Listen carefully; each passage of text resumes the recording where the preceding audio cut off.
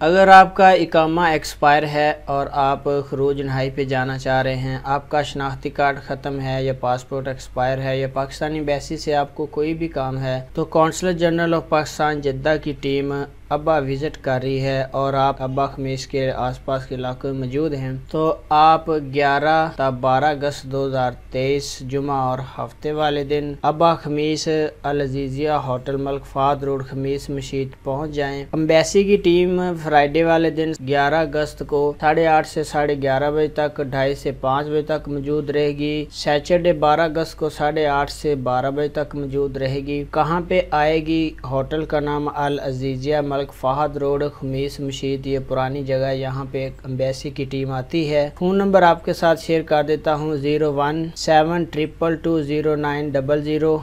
ये phone number है, mobile number नहीं है, ऐसे ही डायल करना है। नादरा की टीम भी साथ आ रही है।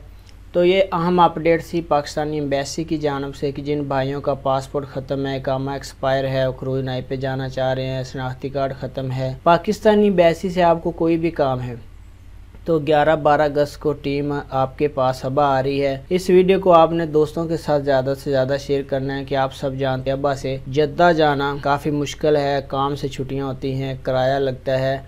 तो अब टीम आपके पास आ रही है, मैंने आपको बता दिया है। वीडियो आपने शेयर करनी है। अपना बहुत सारा ख्याल रखिएगा। अस्सलाम वालेकुम रहमतुल्लाह।